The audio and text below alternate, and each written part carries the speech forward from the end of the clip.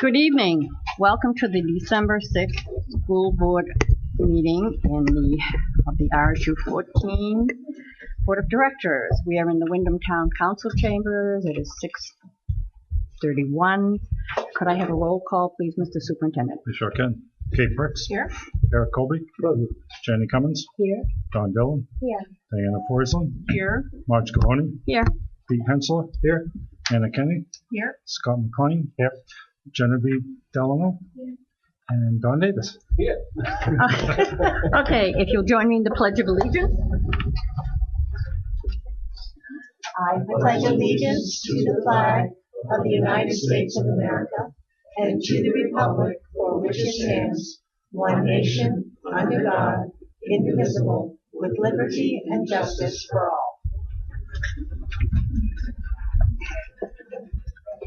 Okay, this evening there are no adjustments to the agenda. We will start off with public input. The public input I'm asking for now is anything that is not related to something that's on the agenda. So if there is anyone who has anything they would like to say about that. Seeing none, I will close that portion of public input. So first on our agenda, we have a public forum.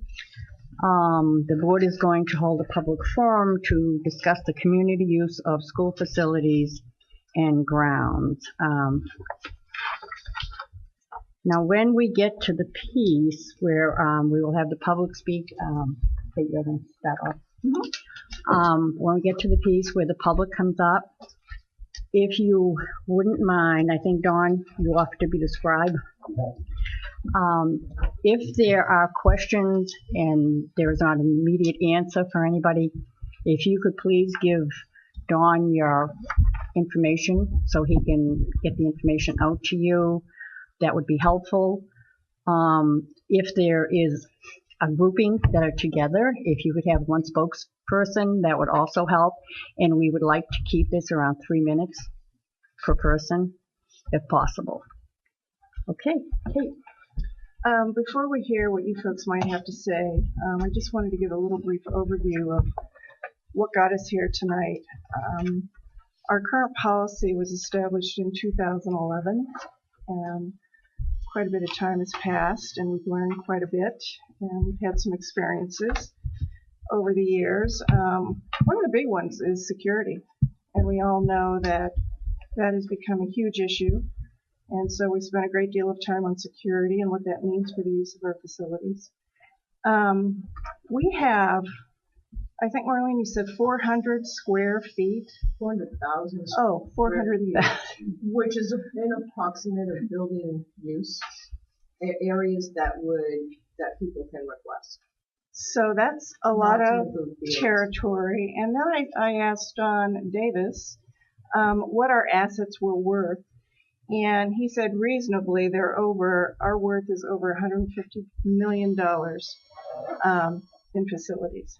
So as board members, we strive really hard to be good stewards of our facilities. We realize that these have been built with taxpayer dollars. Our first and foremost priority is education. And that's really where our focus is. That's how we staff our buildings, whether it is janitorial or whether it is food service. We staff them for educational purposes. And we're finding, as time goes on and the requests go up, and Marlene will touch upon this a little later, the history of use and how it has just exploded. We don't budget extra money for extracurricular outside the school activities. And so our goal is to be cost neutral, and sometimes that's challenging. We're here today because we thought that we needed to review the fee schedule, and we needed to take a look at some of the different categories which we've changed. We actually, we started this process 2 years ago, January 2015.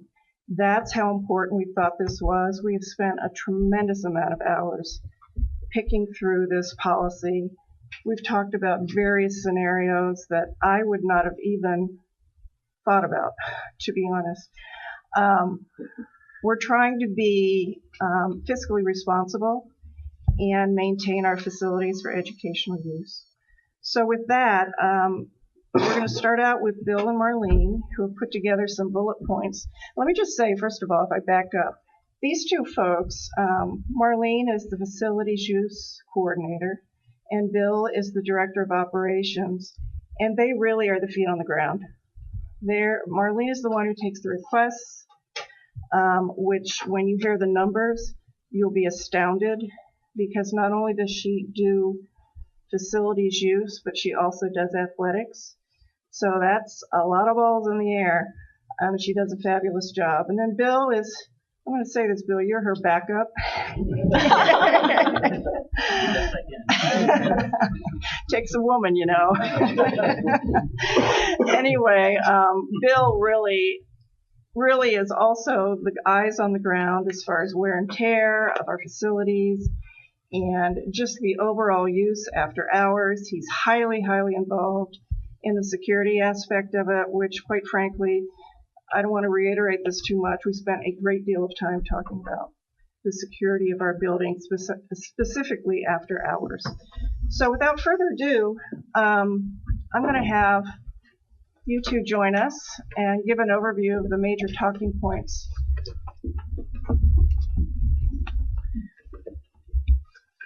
So I'm just going to read this so that it can be very focused and the public will have a chance to have time to be able to respond rather than me taking up too much of the time. We, the Facilities Department, are asking the school board for your support to consider approving some upgrades to the current facility use policy, keeping within the realm that we are first and foremost a school facility to meet the needs of RSU 14 students.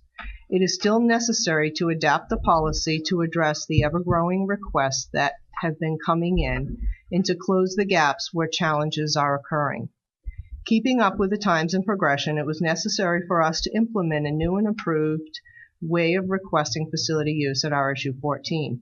The old handwritten paper copies were just getting lost in inter-office mail across people's desks and snail mail, let alone the time that it took to get from other buildings to me in facilities. And then there was the approval process and me making sure that all parties were in the know. We now use an online program and have been for a couple of years. That is more like one-stop shopping for all of our requesters.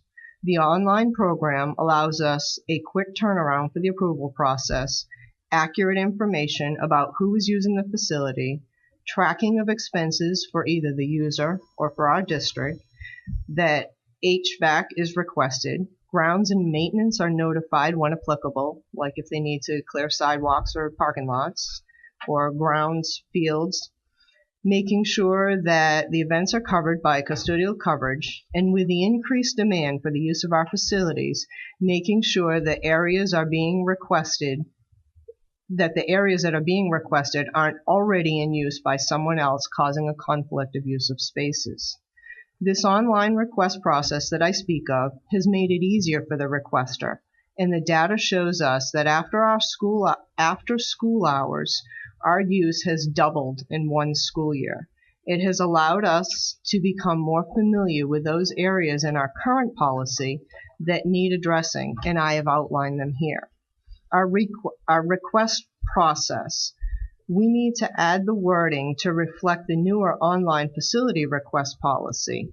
Where it was all paper version, this is no longer a valid way to make a request at RSU 14. Insurance. The requirements needed to be updated to cover RSU 14, not only for the amount of liability, but to indicate that insurance is a requirement for all requesters. To identify users. We're asking to redefine and reclassify the categories of the user groups to align with the appropriate use based on who the users are and to make updated changes to the fee table. The kinds of use.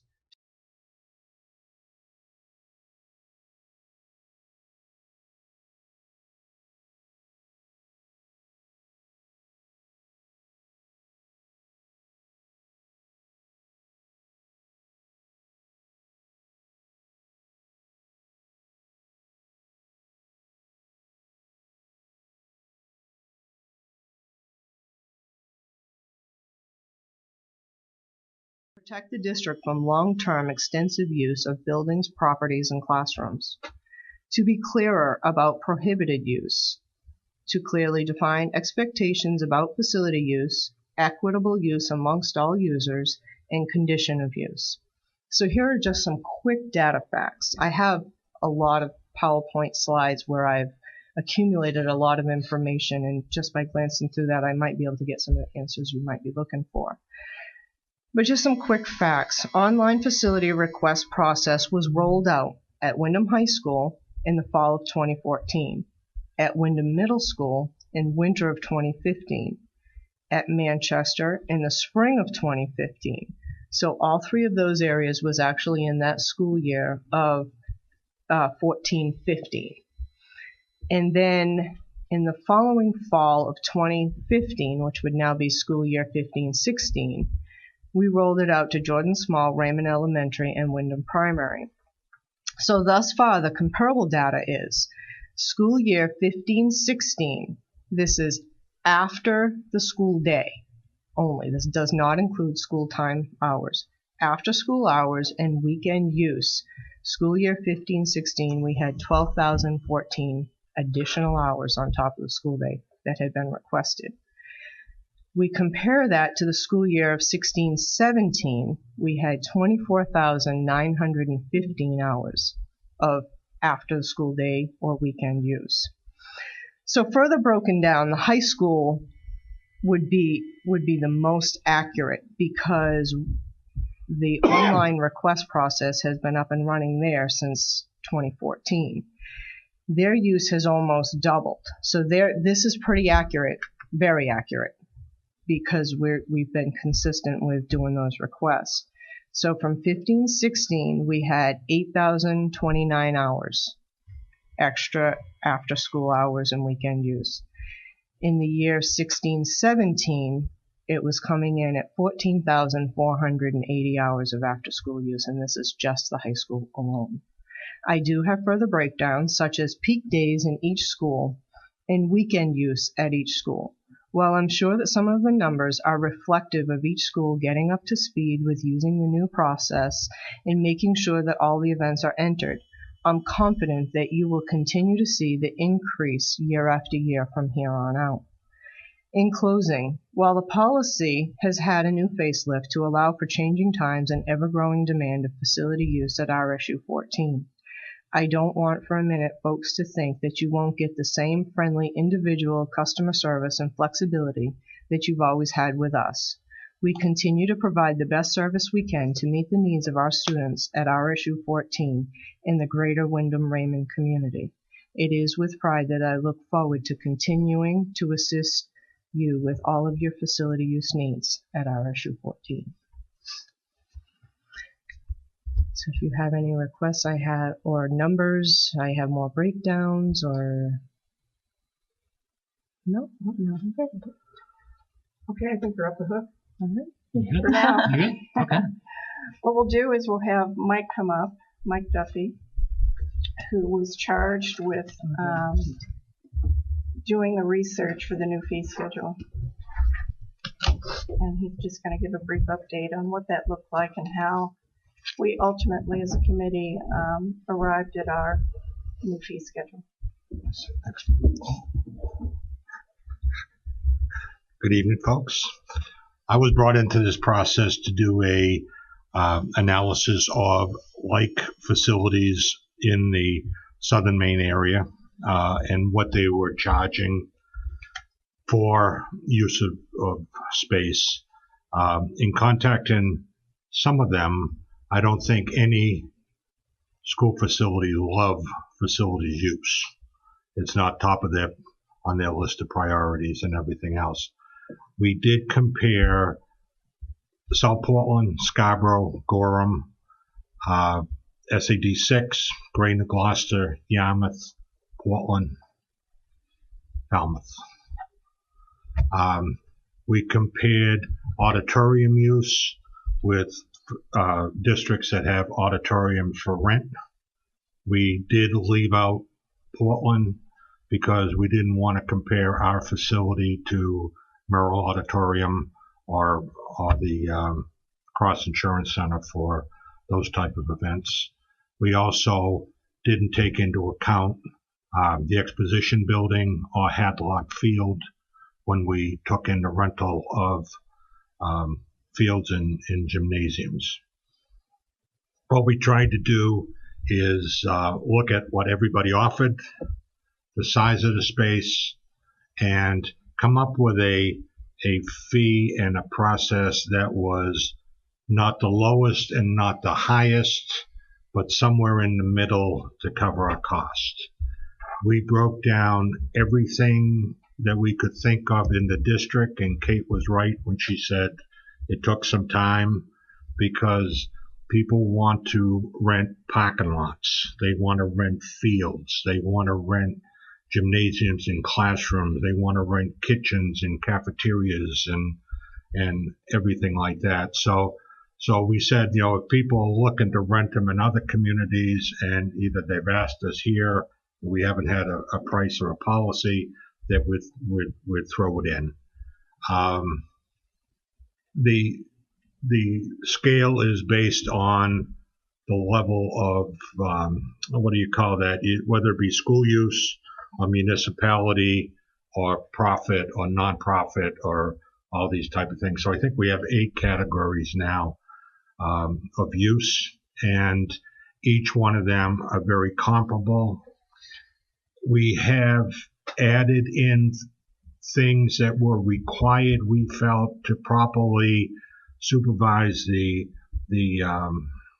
assets of the district, such as if you rent the auditorium, you're going to run an auditorium manager, because we don't want anybody just handling the stuff that's in there. If you want lighting, you pay for lighting. If you want sound, if you want music, if you want risers and all that type of stuff.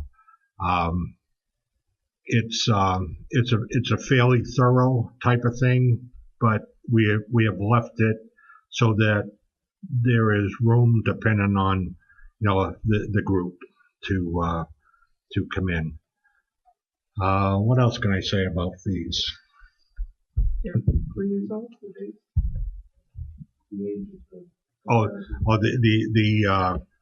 Seeing that we've started this a long time ago, the data for the fees are based on 2015 data.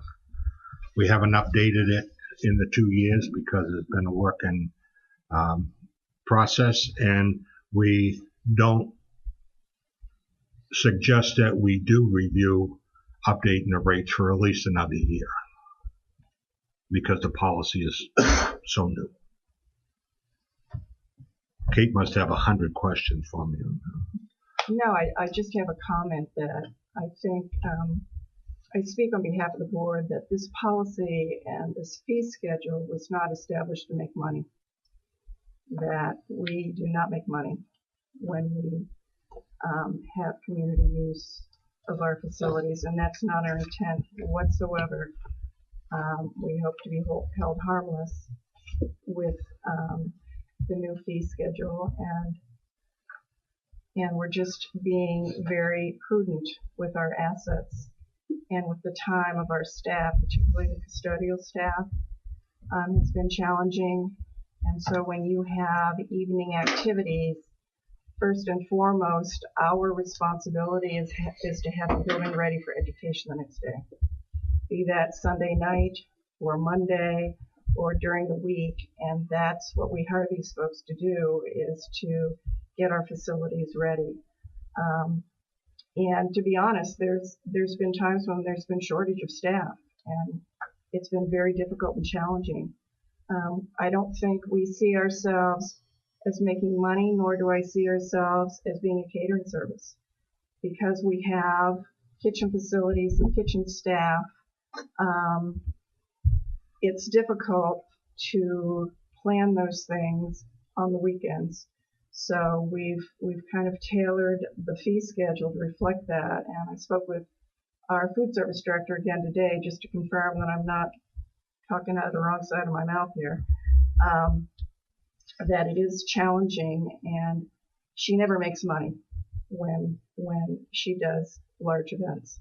So we, I think, are very, very willing and want to have the community use our buildings. That's not what this is about. We're not trying to be really restrictive, but we just really want people to be safe. We want our facilities to be maintained because we don't have an operating budget that we can keep picking away at to make repairs and replace equipment, because we just don't. Honestly, Bill's department usually during the budget season is the one that gets whacked the most because it's the easiest to get whacked because it's not educationally based. So we operate on a very frugal budget. And just in closing, I don't want anyone to think in the public that this was a result of trying to limit use of our buildings. We're just trying to be smart. Kate, if I could just piggyback on that, the attitude of none of the employees nor the committee was to restrict any use, but to use it properly within certain limits that we can work on and develop. But just as a parting note, there is entitlement in the program as far as the community. They want to do birthday parties, they want to do wedding showers, they want to do weddings in the property, they want to have glitter parties and all these type of things. And we didn't really think, just because they were taxpayers, that those things should be covered under the budget of the RSU. So we kind of eliminated some of those family reunions and that type of thing, where they wanted to use the fields or the gyms or that type of thing. So there is some of that, but we want to make sure that it's inclusive to all community members. I just have a question. I know we talked about it briefly the other meeting, but I just wrapped my head around it a little bit. So if we have somebody who's going to use our kitchen facility, we've got to have kitchen staff in there. And they normally work a regular week. That's correct. What if they don't want to do it? That's part of the challenge. It's all overtime, and it's an issue with staffing because then they work Monday through Friday. So they would have to, somebody would have to stand up and say, I'll do it. That's correct. Yeah. And for food safety and for our kids, we get our own people work in the kitchen. Right. That's a hard line on that. Right. Does anybody else on the board have any questions or anything from Michael Bill at this point? Okay, gentlemen. Don't go too far, though. Okay, if you all set here, yeah. Okay, if we're all set here, we'll open it up now for public input. If anyone would like to speak, has any comments or anything, if you probably, well, unless you have documents, it might be easier if you're at the podium, or you're very welcome to sit at the table. Come on, Mr. Moody. I saw him stick his foot up. Yeah, he's trying to take you down, huh? He was trying to take me down. So if you could just state your name and any other pertinent information we should have. My name is Pat Moody. I recognize a number of the faces here. I am the president of Wyndham Youth Basketball. I've been a lifelong resident of Wyndham, went to Wyndham schools, and been actively using the facilities on all hours of every day since I was 1 year old, pretty much, I think. Now, I also serve as that volunteer President Ray, who's the volunteer vice president of the Wyndham Youth Basketball Association, which we have grown significantly this year. Like you are also discussing, we're busting at the seams, right? The facility use is, we've added probably an additional 100 kids this year that are now involved in basketball. So this is a great thing, right? This is a great thing that we're talking about right here, that the town of Wyndham is having such challenges with facility use growing because Wyndham is growing. Wyndham is growing as a community. We're becoming more active. We're interested in getting out there and having different enrichment activities in our lives. I also volunteer on the Wyndham Recreation Advisory Committee. for the town, and also serve on the task force to create a community center in the town of Wyndham, which we are working diligently on because we have these problems right now. But one of the things that we're here to talk about today is access. And I heard some discussion about we're not looking to limit access. What I really would like to hear is how we're going to expand access to these facilities. That right now our population is growing, our community is growing, more vibrant, more activities out there that people want to participate in, yet we haven't built a new building in the town of Wyndham in 31 years. So we do have a problem here. We have a problem with facilities. We need to utilize those facilities to the best of our ability, stretch every little last bit out of it so that our citizens, these are the taxpayers that are paying for these facilities. It's school use first, obviously. We need to take care of our kids and the programs that the kids are participating in. But these facilities are the citizens' facilities. They don't have anywhere else to go. And we need to find ways. And I wish, this started before I go any further, so Ray can introduce himself. Thanks, Pat. Vice President of Wyndham Youth Basketball, Ray Fox. Also a resident of the last dozen years here in Wyndham. 2 kids in the community that are currently going through the schools and participating and using the facilities as much as possible. I'm also an educator. I work in a neighboring town. I've been there for 20 years. I coach. I understand the use of facilities. First and foremost, as a coach in a district, I want to use the facilities without interference when I need to use them as a coach. But also, I understand and see the growing need for any number of groups that need to and want to use the facilities.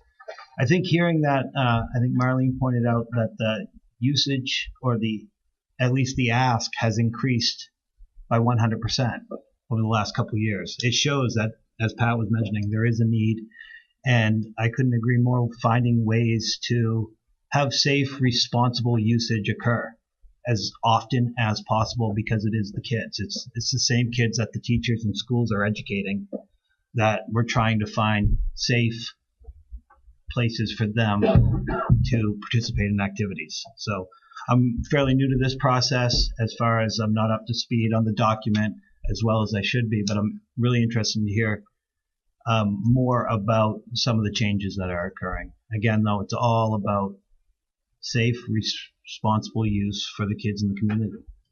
And there's certainly, we're probably, Wyndham Youth Basketball is probably the largest reservation placer beyond the school department. It would have been fantastic to be involved in the discussion if we did a 360 evaluation of school use from the community standpoint and the vantage point of the members in the community, trying to say, hey, this is what we see and what we would like to see and how we think that it could be better utilized and access granted to these facilities. We put in a lot of reservations. We're utilizing this space all the time. The School Dude website has been an improvement to the process, certainly. It is too much of an undertaking for one person. All right, one person, Marlene, managing the vast amount of requests for facilities use. It's a huge undertaking. She is putting a ton of time into maximizing that product and that resource that you have. And there's some efficiencies that can be made there too. And I don't want to get into all the details on that. I think there's a lot of work that we can do on this school use policy, the facility use policy. We'd be very happy to sit down with facilities folks. I also saw some good things in here too that I really liked. I think when you get me, it's good to let you. I think what I saw in there is that youth sports, that the kids from the schools that are participating in these are no longer going to charge usage fees. So that's a reclassification. So we did that with all. So that was fantastic. We really appreciate that. I mean, it reduces the cost that the kids in Wyndham have to pay to participate in these programs. So that's a great. Can I Yes, sir. not to Sorry. interrupt you. So can I ask you to really define what you're asking for, other than the fact we need, you're telling us something I think we all know, that there's a lot of need Right. for more facility, not necessarily just use, but if you've maximized the use of your facilities, it's very hard to expand it. So I guess I'm asking exactly what you're asking for, We're not maximizing the use of our facility, in your opinion. in my opinion. Okay. And I think if you can see, I think that would be the opinion of most people in the community. If they can see the buildings are not being used and we can't get into them at certain times because of the policy, we can make some changes to the policy to increase access. And like Ray said, we want to be responsible. I'm putting in 20, 30 hours of volunteer work a week. I don't want to see these schools be damaged. I'm the one paying for these schools. I want to be the person in there watching over the things, making sure things are being done right. But there's time and access. I mean, we need more facilities, yes, but we also can do a better job making more efficient use of the ones that we have. And access as well. I think we could take a look at some of the policies that we had in the past. Having community members, volunteers that put in all this time to develop these programs and are responsible for contacting hundreds of people to organize these events, be key holders in these facilities and not have to have a custodian be scheduled to be in there just because the building is being used. There's a lot of different things. And like I said, I don't want to get down into the weeds. I think there's a lot more discussion that needs to happen from this side of the user experience, not just from the school and administrative side. And we would definitely be happy, and I know other user groups would be certainly happy to come and have those conversations and see what we can do to better the experience from a reservation standpoint and access standpoint. Well, we can get back to you, or somebody, I'm sure, can get back to you if you're requesting a meeting with somebody. I guess that's what I'm looking for exactly. Because we can't, as a policy committee or even as a board, we really cannot meet with all of the sports groups or all of the what I would call designated users or people who want to use the facility. That is something that falls under the realm of, actually, to be perfectly honest with you, I don't know how many different groups are using, that would be the facility as, it's different. In school year 16-17, I had 6,154 different events, different requests that I managed that accumulated to 24,915 hours of use outside of our school day. And I think you boil it down to probably maybe a dozen or less than a dozen people that are utilizing it the majority of the time, not the one-off here and there. It's the people that are constantly using the facility is where I think you're going to get the most advantage to talking to the community and saying, how can we improve this process? Okay, I'm not trying to cut you short, Pat, but I want to make sure that other people get a chance to speak. And we're not going to forget what you just said. What's that? We're not going to forget what you just said. We are listening to you. Okay, I hope you are listening to me. Okay, I think this we need to have a conversation, and I don't think that this is something that should be looked at from one side of the equation. You need to look at it from user standpoint. We do, but is it, but I want to make sure it's not outside the realm of the policy. Go ahead. And I do have an example of another community that you could take a look at that could provide possibly if you could give example. that to Kate, she's the chair of the policy committee, that would be I will, if I get a chance. I'll just say, I work in security. That's what I do as far as designing systems and stuff like that. It is a different world. It is a totally different world. And just food service alone, there are federal regulations of what people can do and what they can't. So you are looking from a basketball point of view, and I know your point of view, but they're looking at it as there's so much more involved, and it has to be written out. So there's a lot of changes that take place that it's going to be very difficult to to go back to the old, and I wish we were there, trust me. And I think we could find a way to get back to some of that. I mean, there's other communities doing it, and I'll give you this as an example, and you guys can take a look at it. So, maybe it's just changed for Wyndham, I don't know, but there's other communities that are finding a way to utilize those limited resources that they have. And some of these other communities have community centers, Right. and they're still allowing community groups to access the school facilities in a manner that is helpful to the community. We're growing, guys. We have a great community, a fantastic community, and the school department. I love it. You guys do a fantastic job, but we need to find a way to make this more accessible to the groups that are trying to get out there and make our lives better. Not just the kids, the older groups too, and the people that are trying to get their lives enriched. We don't have a community center. We will someday. That's we will someday. I like to see. And I've talked to a few of you guys about the frustrations in the past, but I appreciate your time listening to us. And yeah, I will.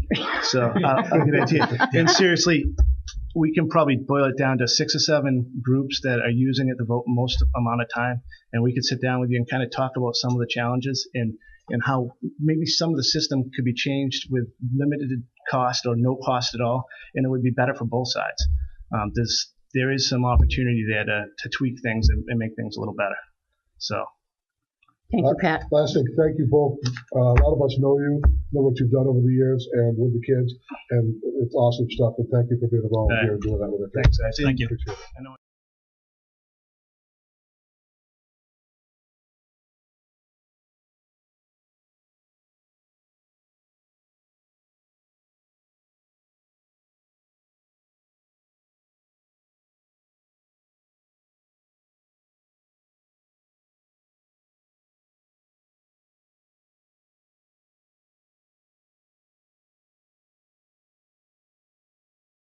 Thank you. Okay. Thanks.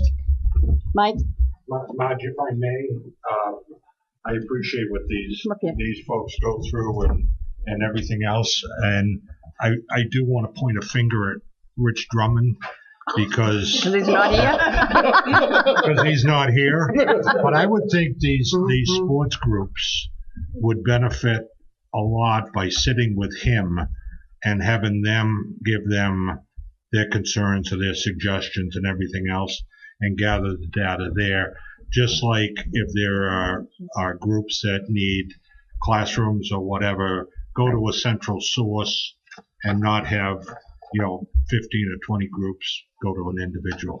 Just throwing it out, and I don't want to sacrifice Rich, but I'm going to. Yeah, well, it's a good place to start, possibly having a sit down with Marlene and Rich as to, Keep Molly. well, by de facto, she gets pulled into it. There is no way around it. Good evening. Good evening. I'm Sue Look. I'm the town clerk in Raymond. And Thank you for coming. thank you. And I appreciate Marlene sending me an email last week. That was the first I'd heard of this effort. And I think I'll take a page out of her book and read an email that I sent out to the 3 members from Raymond so that they would know what I was coming for. I discussed this with our town manager, Don Willard, this afternoon. And there are several points and statements in the policy that aren't conducive to holding elections. And we do hold elections in the schools. One is a statement that you reserve the right to reassign, reschedule, or cancel any event. If you want to cancel an election, I'll give you Matt Dunlap's phone number. And you can call him and chat with him. So that doesn't really apply to elections. All non-school events must end by 9 p.m. While the polls do close at 8 o'clock, the activities that have to happen to count, to package everything up, to finish off all the election activities can take hours afterwards, and we have no idea until we get into it how long that's going to take. So 9 p.m., we aim for it. We'd love to be out at 9, but that very rarely happens. The request of gyms may not be approved more than 60 days in advance. If the school were to decide that this year I couldn't use the gym and told me that 60 days in advance, I would have to say, I'm sorry, I have to have it there because the law requires 90 days for me to change a polling place. So the 60-day limit can't apply to elections either by statute. And most of these things are by statute. And one that made me giggle was a maximum of 4 chairs and 2 tables will be available for use. I wouldn't even be able to sit down my poll book folks. So some of that, while I understand why you would need that for other groups, it really doesn't fit with elections. So I would encourage you to look at this from that point of view, and possibly, I know you have a category of priority 2, I believe, for town government. You may want to have something in there that some of these statements just don't apply when it comes to the elections. Because I don't see that, at least I hope I don't see that going away. I think that's a good, not elections itself, but I mean using the school facilities, because for one, that's traditional. People know it's election day, I go to the school. So people are already sort of programmed and trained to do that. But also, it's such a good learning opportunity for the kids at the school.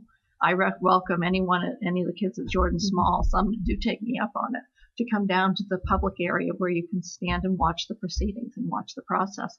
And we always encourage the parents to take their children through, because that shouldn't be anything scary. It's something that, Lord willing, they'll do too when they become old enough. So, and I want to encourage them, which is why all the kids in Raymond, and even regardless of age of kid, gets dum-dums when they go through our line to vote. But I really hope you'll, I know, as the previous gentleman said, there are a lot of different types of groups that use the facilities. Elections, granted, is about 3 days a year, but it's an important one, and that needs to be taken into account along with all these other groups' needs, I think. Thank you for your gentle reminder. I think we get so ingrained that that's something that just continually happens every year that we take it for granted. And we always have them in the schools. Kate, your thoughts on that? Okay, thank you very much. Thank you.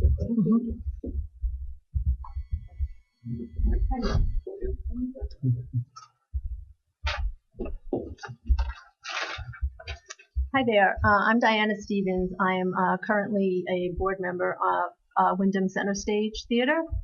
And I think, well, I have a written statement from our board of directors, and there's some questions embedded in it, and I think some of them have been answered along the way, a little bit by Mike, a little bit by you guys. And some of it also kind of reiterates some of what the sports people had to say, but I'm here to represent the theater people. So I'm just going to go ahead and read it to you. The Wyndham Center Stage Theater Board of Directors would like you to reconsider the proposed policy and fee structure changes. In our opinion, the fee structure is not designed with small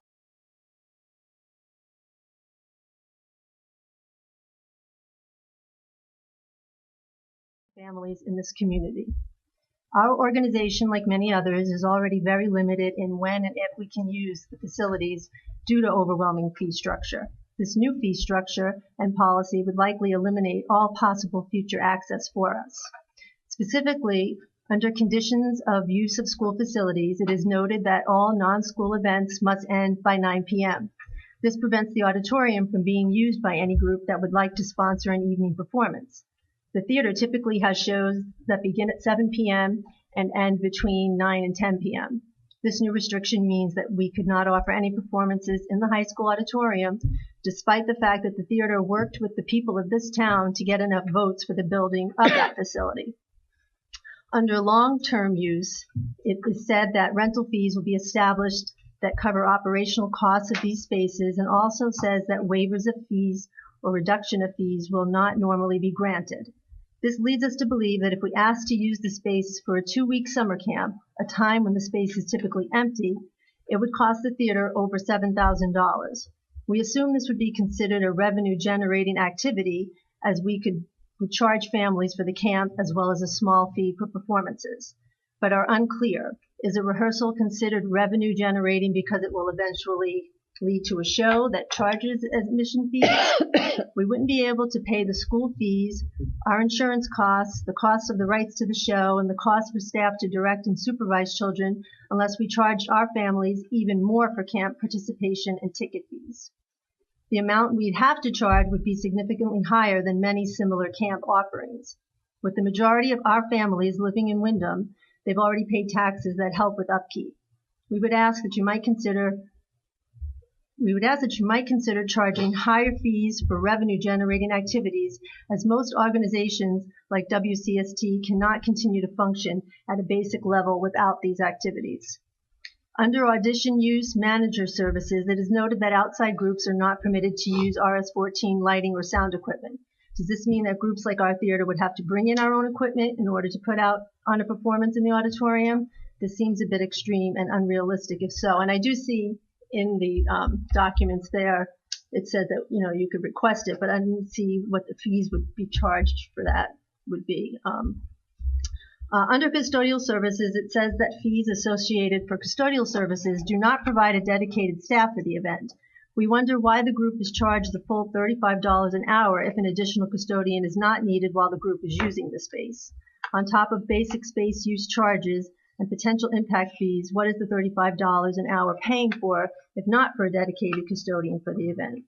Please consider that there are many groups in this district that are doing wonderful things for the residents of Windham and Raymond. If you continue to tighten the policies and increase the fees, you are only hurting the people you are trying to serve. If the groups can't access the space, they will not be able to provide these wonderful services. WCST serves hundreds, if not thousands, of individuals each year through its shows, charitable events, classes, and camps. Space is at a premium in the district, and you'd be taking away the schools as an option for our group. We currently only have access to the town hall space on the weekends, and that is not always the case. We cannot continue to put on the quality productions we are known for if we cannot rehearse with casts as often as necessary and performance spaces that are designed for theater. The current policy doesn't work, and the proposed policy will not be good for the district either. Please consider inviting some members of the groups impacted to sit down and work on the revisions together. We all want to have the schools accessible to groups that help our community flourish and grow. Can we have that? Yes, actually, and I put our email on there in case we want to get together. We use the space when we put on our children's shows because we don't always get access to the gym. We'll use the cafeteria at the middle school for a couple of hours here and there. We've used the music room at Manchester a couple of times, I remember. We've used the auxiliary gym for auditions for things. So, we kind of go where we can get is our situation at the theater especially. But, we'd love to put a show on in that auditorium, and it hasn't happened as long as I've been here. So, if anybody's ever come to a WCST show and seen what goes on in the gym, you're amazed and you think, if it was on a real stage, what would it look like? But, we do our best, but we take down, we put up every weekend, and if we could just go into a real auditorium with seats that are already there, it'd be awesome. So we just don't want to feel like we're being squeezed out, I guess. We are considered a priority 4, so a lot of it says possible charges. So I guess that's also kind of a feeling of putting us in limbo. Like, it said we'll be charged lowest possible rate if it's revenue generating. So, like I said, is a rehearsal that's going to lead to a show considered revenue generating, or is only putting on these are just questions we have. So, anyway. Got that? Yes, thank you. Oh, you got it. Good. Excellent. Yeah. You want to come on up? I guess it down. Evidently. Good evening. Hi, my name is Donna Cobb, and this is Jeanette Lamb from. Basically, I'm going to speak about what I know about the Windham School Age Child Care Program. Putting us in Category 8 is a killer for starters. We're a 501c3, so all of our Just so everybody knows, you're talking about the SAC program. SAC program. And just all of our revenue at the end of the year is regenerated right back into the program. We pay staff to run the program, yes, but it all goes, anything over and above goes right back into the program. It doesn't go into anybody's pockets. There's no bonuses, nothing like that. We use the high school once a year for a child care conference.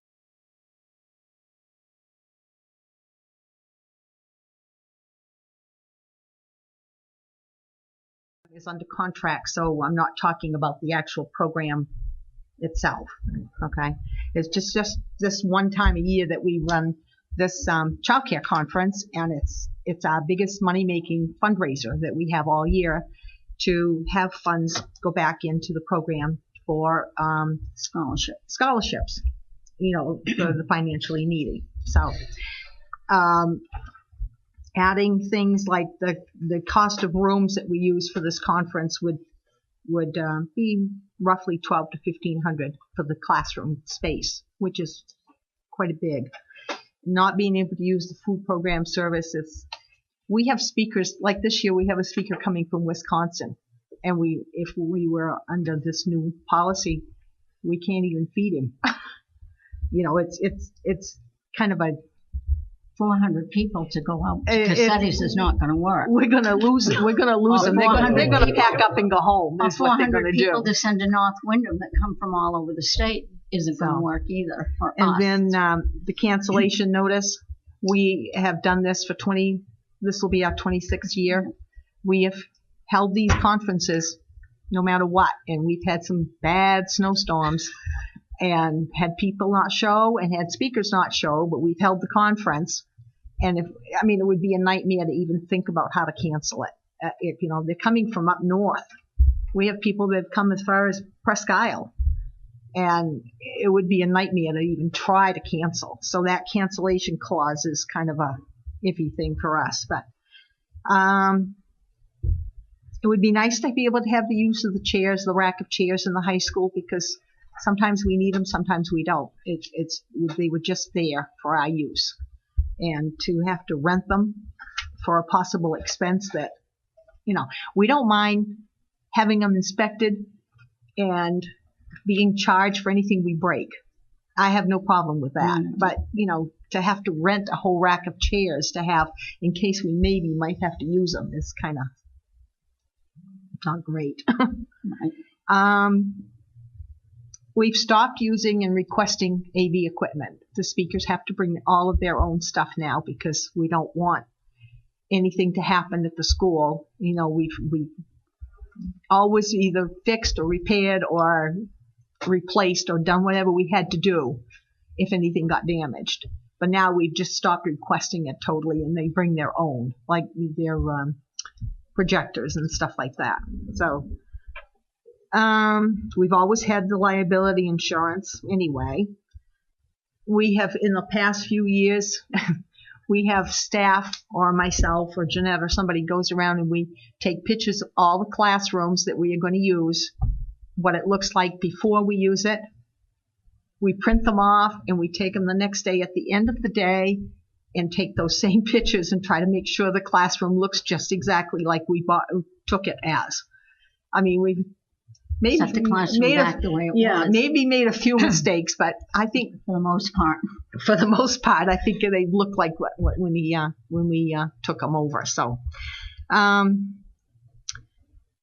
I think that's about it. I just wanted to have these things out so that, you know, I think the big thing is one of the big things is if we were categorized a little differently, that would help with the expenses too. But this appears possibly adding $4,000 to $5,000 more for that one-day event for us, for an expense to hold this conference over and above. We've always paid for the use of, you know, the previous facilities use, and we've always paid to have the food service, you know, do the catering. And so this policy over and above that appears to add about $4,000 to $5,000 more in that range somewhere. So that's just my statements, and I just wanted to make sure everybody knew. Thank you. Thank you. Thank you. I think you've got that stuff right, don't you? Okay. Thank you. Is there anybody else? Okay. Seeing nobody else. Does anybody on the board have any other questions or anything for Bill or Marlene? Now that we. Okay. Okay. Great. Okay. So thank you all who got up and spoke. Don has been taking notes over there. He has. So at some point in time, somebody will be getting back to you with something, whether it was an answer to a question or, but somebody will get back to you. Might even be those guys sitting there. Okay. So thank you. And believe me, I mean, Kate's been, how long have you been doing this? 20 years. It feels like 20 years, I'm sure. No, it's been 2 years. Yeah. And so it's still not even ready for a first reading. I mean, one of the reasons why we have a public forum is to get your feedback. Right. That's exactly what we're looking for. So it's not like we don't want it. We really do want it, because we want to make it work as best we can. This policy probably, I'll keep my fingers crossed, but it probably won't be finalized and for use until the beginning of next year. So anything that's been booked this year is maintained under the current policy. So we'll talk about how we're going to proceed. I can't give an answer tonight how we're going to do that, but we'll definitely talk about it. Okay, great. But get after, if you're not going to get after the town, because they're throwing houses up, they're adding people in, they're going to make it harder. There's going to be need for new schools, and it's going to get tight. So if you're concerned, make sure you're knocking on their door as well and say, let's roll. Okay. Next on the agenda, excuse me, is the supervision and evaluation update from our illustrious assistant principal at the Manchester School, Crystal Vago Ward, and I think and our teacher from high school, Holly Wilson.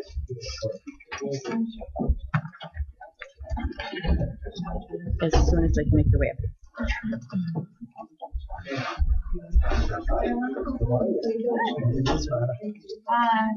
think Holly Roberts, we need time. Yes, could we have a 5-minute recess? Come on in.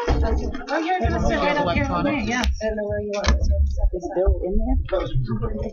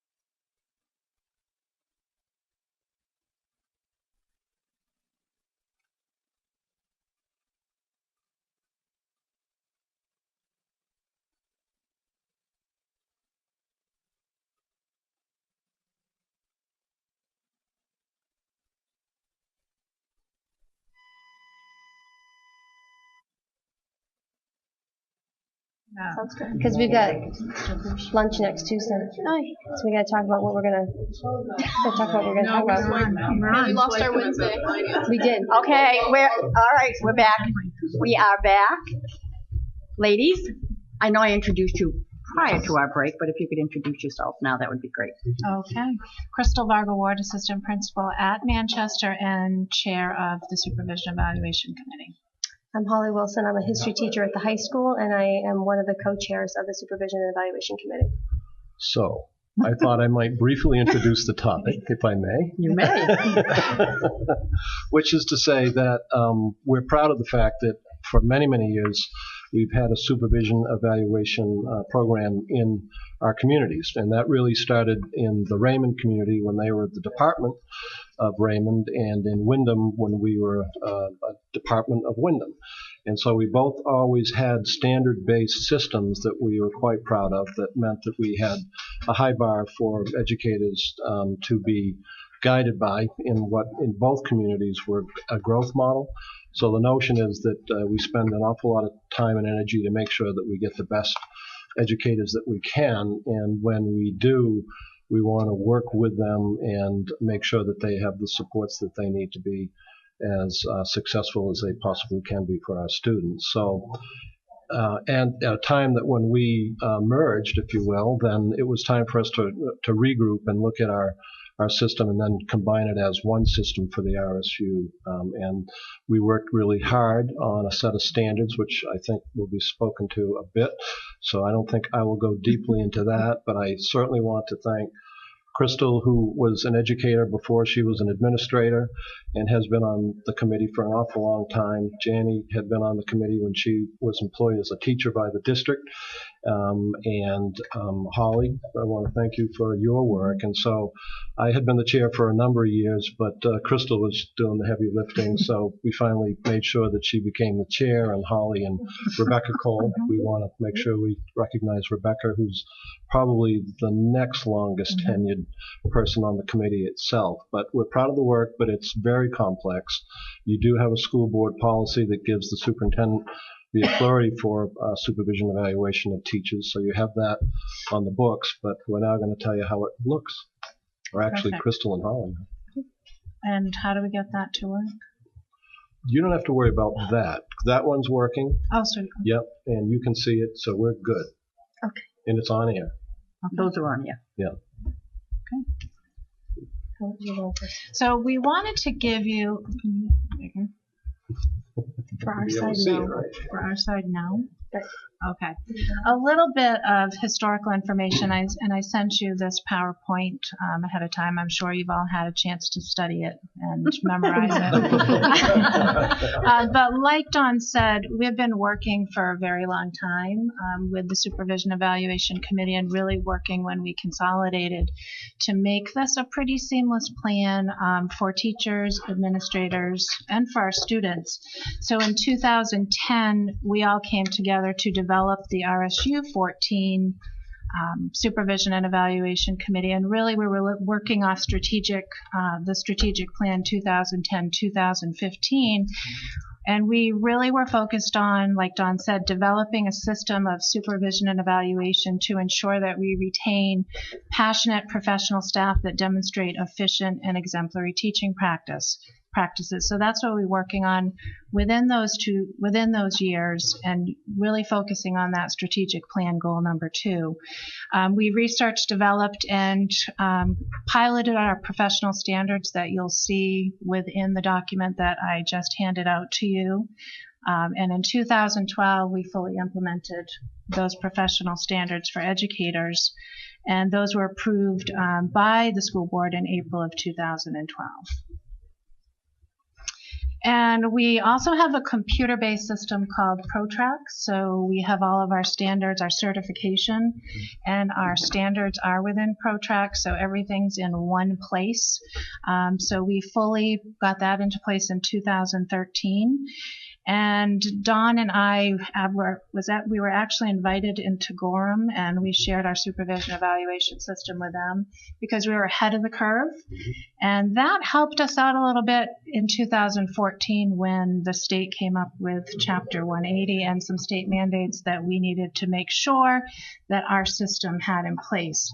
Really put us in a good place because they said you need to have your own set of professional standards, which we already did. You need to have a 4-level rating system, which we already did. So it really set us up to be able to work towards the mandates that the state was asking us to do through Chapter 180, and that was in 2014. So in 2015-16, we developed and communicated these new components to our staff and shared what those new components would be. And in 2016, the state approved our PE professional evaluation and growth system. It was approved by the Maine Department of Education, and we received our okay that you were following all those state mandates that have been put into place. So just a historical perspective for some of you who haven't been on the board, so you know where we've been working and where our standards have come from. And so as far as Chapter 180 goes, so what are the new components? We've probationary teachers, and those are new teachers to our district or any new teachers coming in. They're evaluated every year for 3 years, and I believe that was originally it was a 4-year cycle. 4-year cycle. And then professional educators are evaluated every 3 years. And one of the biggest mandates that came down from the state, one that we've been working on, and when things come down from the state, they're not always clear. And you can't always get your questions answered as much as you'd like to get your questions answered, and things kind of change, go back and forth. But one of the pieces that we've been working on for the past couple of years is the student growth component. And the state was saying that student growth must account for 20% of a teacher's final evaluation. So we've had to put some components in place, and one of those components that we've put in place are student learning objectives. And in Maine, that refers to a comprehensive process framework for developing, articulating, and recording measurable academic growth targets for students. So that was a big change for us to bring forth to teachers, and for some of them, a little scary. And we really communicated that putting that into place is really not something that we want them to worry about. It's really about, we've focused on the fact that it's about good teaching and learning. It's about what you're already doing in the classroom already, and we're asking you to just really focus on that and think about your instructional strategies, think about your assessments, the good things that you're already doing. So we've been really focusing on the fact that we don't want this to be an intimidating factor. We want you to focus on what you're doing, the good teaching and learning that's happening every day, and that this component will be something that we'll collaborate and work together with in a way that does not seem intimidating. And it's gone well so far. We're in our second year of using student learning objectives. So what has been already stated is that this really is a reflective process for teachers. The SLO process, which is the student learning objectives, and the whole evaluation system is really about helping teachers find where they need to focus their practice, what they need to focus on improving within their practice, and then collecting and using student data to really drive that information and to drive their professional development. So that's really where this is coming from, and the goals and our purposes, I think, really reflect that this is not supposed to be a system where teachers should have anxiety or feel that they're being scrutinized in a way, but really this is a model for them to think about, how can I just make my practice a little bit better? And I think in the reflective pieces that we'll share in a few minutes, that really is where teachers feel that our process has gone. In the handbook on pages 23 through 30 that you have, you'll see the 4 domains in the 24 teaching standards that we currently have. that were approved back, it was in 2014, is that correct? And so those are the 24 standards that teachers are asked to reflect upon and to use as they develop their teaching. If when an educator is on their evaluation year, so in that 3-year process, when they're up for their evaluation, they're asked to do a self-assessment on all 24 standards, which again is still done in ProTracks, and their self-assessment is concluded with a focus area, or could be multiple focus areas, areas where the teacher feels as though they would like to really focus their professional development over that year or even over the next 3 years while they're in that cycle. Those self-evaluations are shared with administrators, and as a team they can come up with what they're going to be producing as evidence to show that they have met their focus areas for development, for professional development.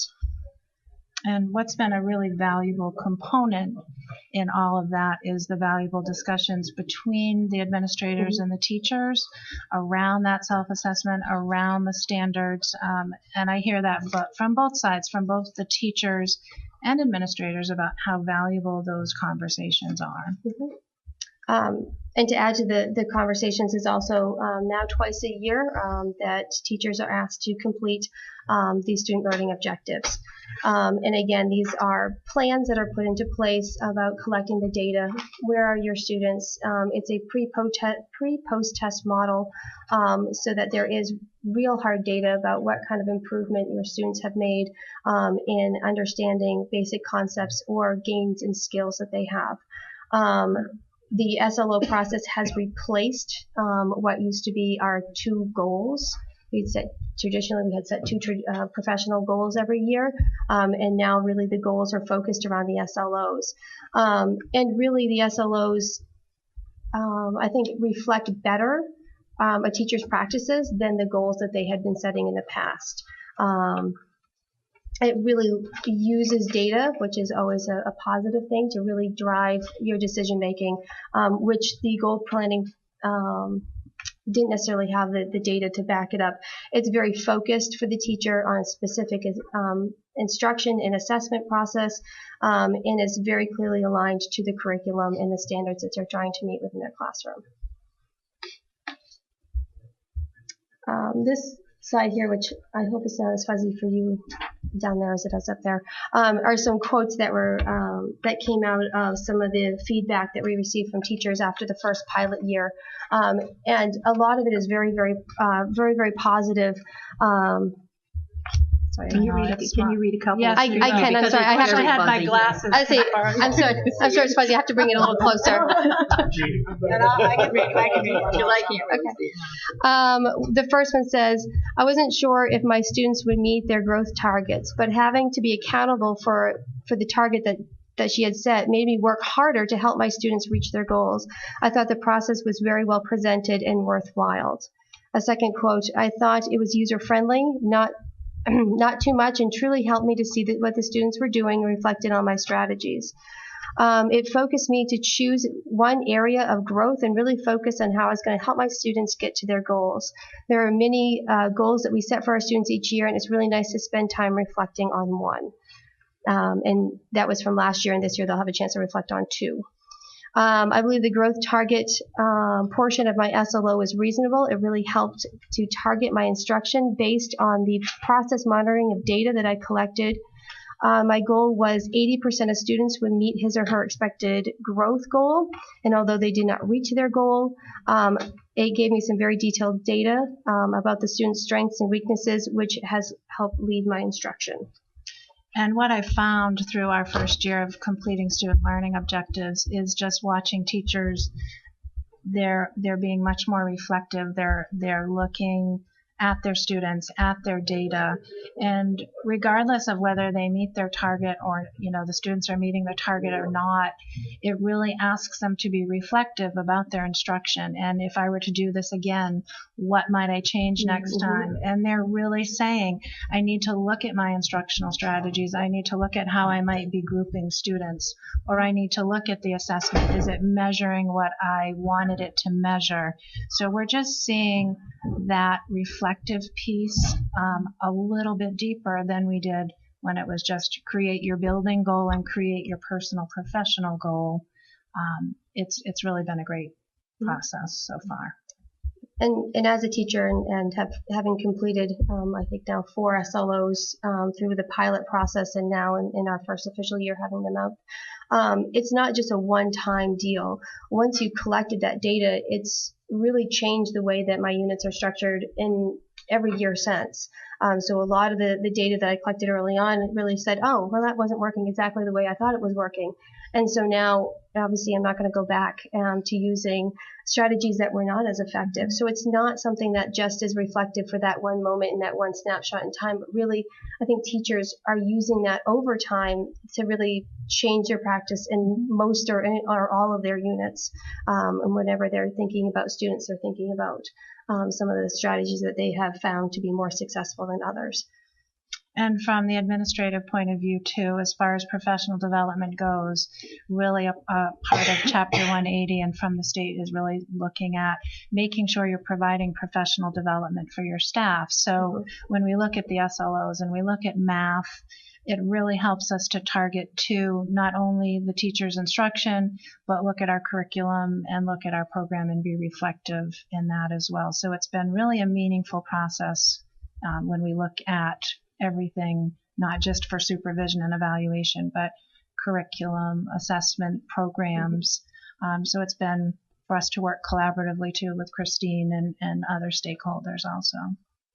Is this being presently used in all of the schools? This is RSU 14. This is across the board, very consistent across the whole RSU. This is our second year with the student learning objectives being used as coming from the state, but we've been using the system with the standards with ProTracks for the past 5. And the concept of standards has been since forever. But the student learning objective piece and really that student growth piece being attached to an evaluation is new within the past 2 years.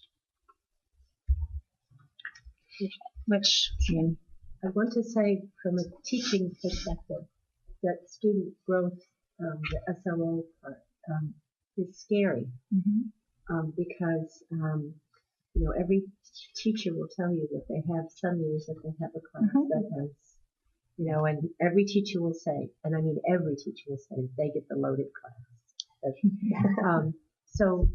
But when you have classes that have difficulties and you are measuring your evaluation on their growth, that's a scary proposition. Can you explain the difference between, Can you explain the difference between evaluation and observation? Because I think sometimes people that aren't involved don't know that teachers are observed every year. What's the page number if you flip back towards the beginning of the handbook? This one right here. On page 4 in the handbook, it talks about the different components of what teachers and administrators do. This just happens to be I call it my big year, my observation year. And let's go there, Jen. So right now I'm in professional year 1, and so and as you're saying, the observation is just one part of that overall. And I think the effective summative effectiveness rating, will speak to some of this as well. So in this 1 year, I've already been observed once Mr. Rossetti's already come into my classroom and has done his formal observation, which has been fantastic. And I'm just going to go piggyback that. And with the SLO, I had him come in and I picked the day that I was going to be doing the opening of the unit that my SLO is also based in. And so I've really wrapped my goals and my focus areas for the standards that we need to meet around the same standards that I'm trying to show in my SLOs, and then having him come in and observing those things all at the same time, really wrapping this into one major event, something that hopefully will be very reflective at the end. And so the observation, again, is just one of, as you can hear, 3 different components that is going to go into the end result of that. So in your formal observation year, there are 2 formal observations that gets done, even though a teacher can be asked to be observed or can be observed more often than that. There is 1 formal observation, 1 informal observation in that time period or in that year. And the state has also said, we're not evaluating teachers every year. It's every 3 years if you're on a professional contract. But one of the things they are saying is we're observing all the time. We're walking into classrooms all the time. There are walkthroughs happening all of the time. That you're still providing teachers with feedback. Even when it's not their evaluative year, you're giving them a little note of, this is what I noticed you've done well, and maybe try this. But it's not necessarily evaluative, where you see the next slide, which talks about the summative effectiveness rating, where that's their formal evaluation year that Holly referred to that she's in now, where the observations are done, and at the end there is a final score given to a teacher. And right now where we are with that, and Jenny probably remembers this, is that 80% of that comes from the 4 domains. So the 4 domains that are in front of you on those pages, we've looked at those having equal weight, so 20%, and averaging up those scores and looking at the SLO scores, and those would account for the other 20%, and a score would be determined at the end of a teacher's evaluative year. And then it would be determined whether they're going to go on and continue individualized growth plan for the next 2 years, if there's any problems, whether there's a monitored plan. So depending upon what that summative effectiveness rating would be, that would determine the plan for that teacher. And I don't know if that answered your question between the observation and evaluation, or if anyone else had any questions. But going back, though, because I did want to comment on your part about the teachers and worrying about the students in their classroom. One year they may have a more needy group. And I think that's where we're looking at growth, and we're looking at where students are starting with you. And when teachers are determining realistic growth targets for their students, they don't have to say that every kid is going to start here and end here, that they can tier where those students, what growth those students are going to make, and individualize that based on how the students performed on their pre-assessment. So there's some pre-assessment that they're given, and how much are those students going to grow. And we know that some students are going to grow more than others. So you're taking into account those pre-assessment scores. Of course, we'd want all students to be proficient, but not all students are going to get to that proficient level. So we're looking at how much are they growing, where did they start, and where are they finishing. Some kids will make more than a year's growth. Some kids will make that year's growth.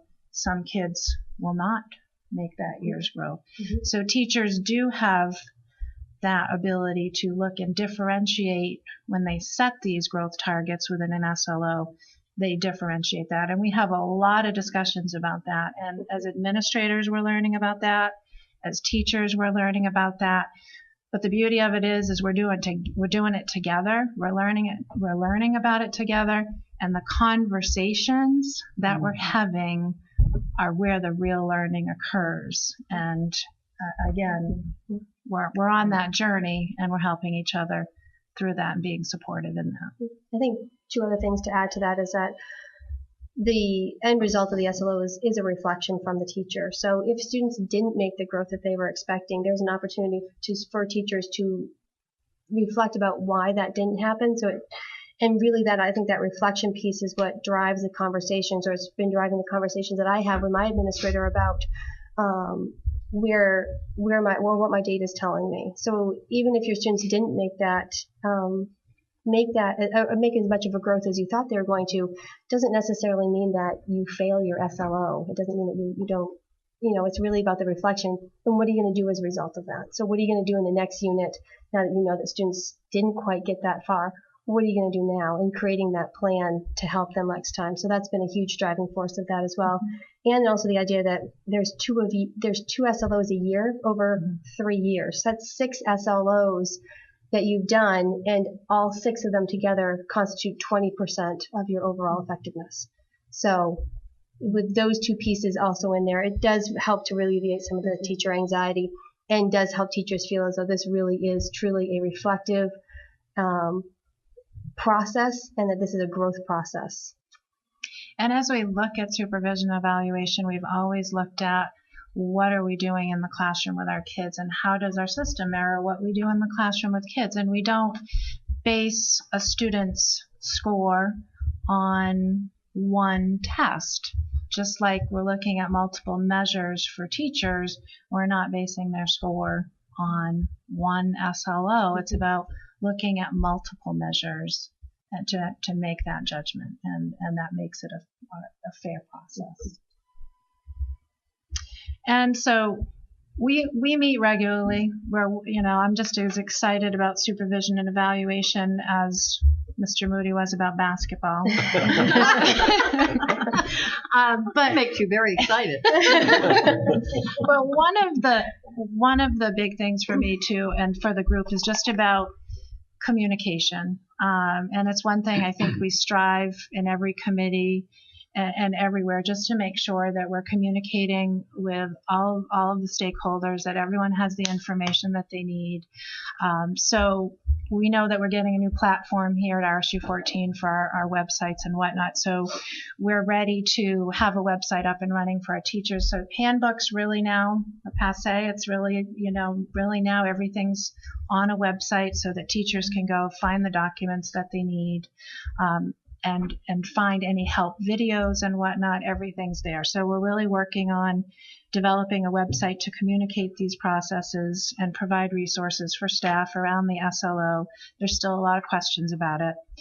And continue with professional development for staff and administration. So really around instructional strategies, what professional development support might they need? Let's look at current instructional strategies and research-based instructional strategies and continue to work to improve what we're doing in the classroom, as well as professional development for our administration too. We've had a lot of changes, and this is my 3rd year. I know we did some calibration exercises before I came on board. Dawn and I have worked together to get that up and going, to really have our administrators do some calibrating with our standards, with what does good teaching and learning look like. Are we all looking at it in the same way, as consistent as we can? It's the same thing as within a classroom with grading and scoring. You try to make things as consistent and objective as possible, so we strive to do that as well within supervision and evaluation. With anything like curriculum, you're always looking and revising, every 5 years. So we've had our standards for 5 years. It's time to take a look at our standards again and just make sure that they're rigorous enough and that they're aligning with the new strategic plan, with that design for learning, the environment for learning, technology for learning, and making sure that our standards are there and we continue to have the highest of standards for our teachers, as well as to ensure that our students are really learning, and success for all, like we always say at RSU 14. So that's where we continue to go. Yes. I just had a quick question. So with the observations and the evaluations, is that done per class or per teacher? I'm just asking for a teacher that has maybe a history class and a senior personal finance class, things like that. Is it is it per class or per teacher? It's typically done per teacher, but so Mr. Rossetti came in and looked at my U.S. history class, which means that when he does my informal observation, I won't be surprised if he decides to pop in on sociology or on senior personal finance or a different class, so that they do get a broad spectrum of what it is. But specifically, the formal observation is typically one class one specific content area. Okay. Yeah. Good question, Jen. Very good question. I didn't think of that. That's right. Especially when you get to high school.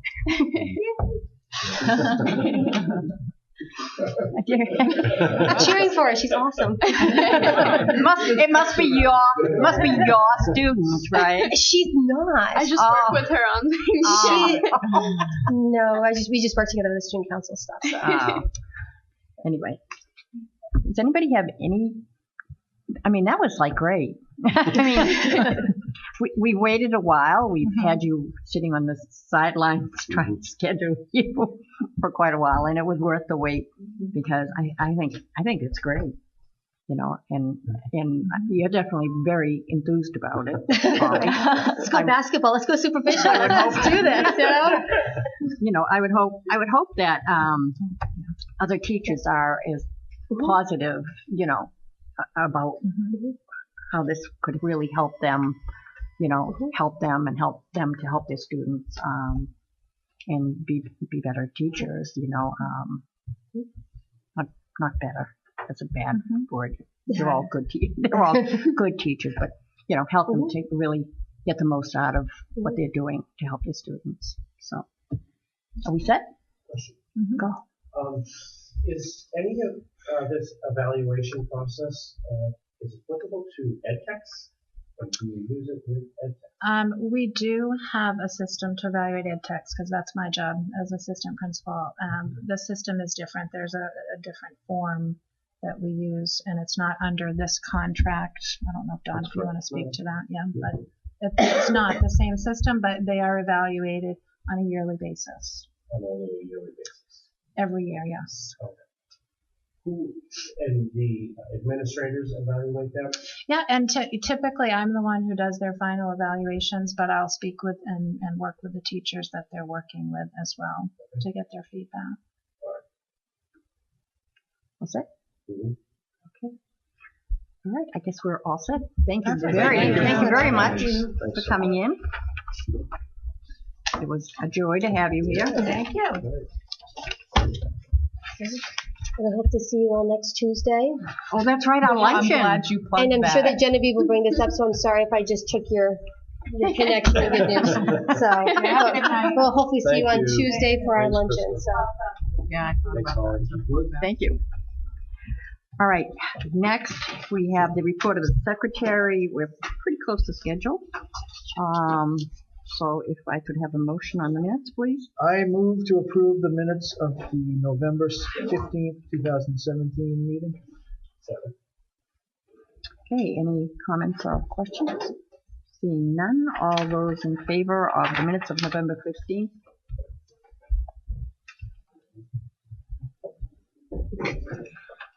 It's unanimous. Okay.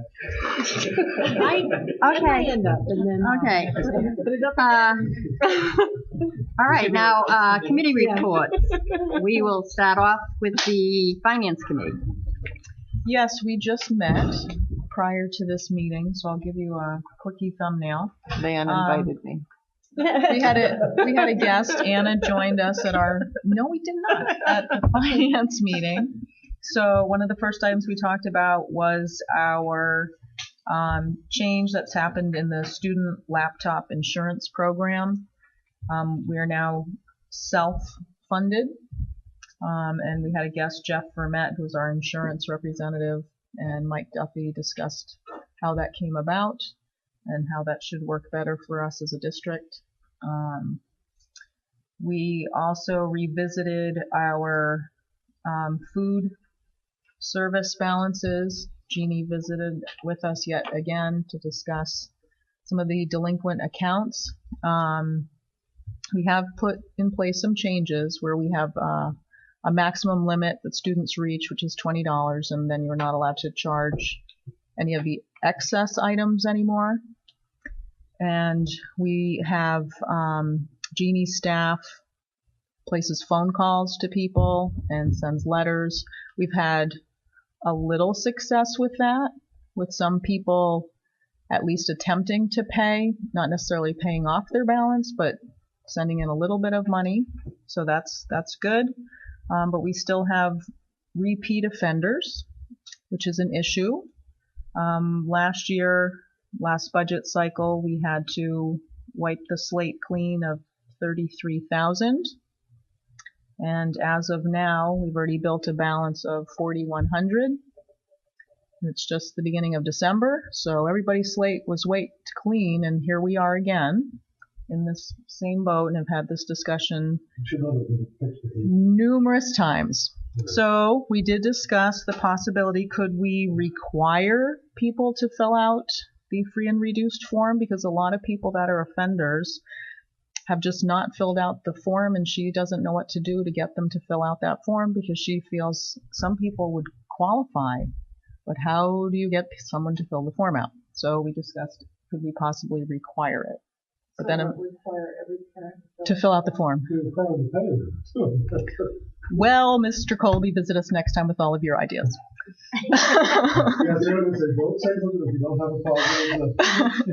So yes, we kicked that around quite a bit, and also, right, what would the consequences be if we now require it and they still don't fill out the form? So yes.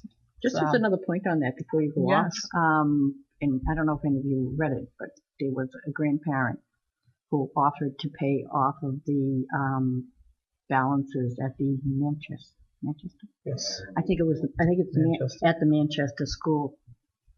Really? Yes. Wow, wouldn't that be nice if we had more of those people? Well, it'd be better if we had parents that pay, but anyway. Lunch balances? Anyway, someone offered to do that anyway. Wow. Sorry. No, I didn't know that. That's very nice. May I ask a question about limiting the students? How does that work? They get to the cashier and they have stuff that now they're not allowed to have. That is not going to happen. You wouldn't be one of those offenders. But I do see it a lot, and it is definitely like I think you can just get like the lunch, a milk and a fruit. So a lot of kids will like come up with, like some chips and stuff like that, or just some things that don't make up like the required lunch. And so then they just ask them, they usually take it and just be like, hey, can you go grab a lunch or stuff like that. But you do see some of like the fight back a little bit with that.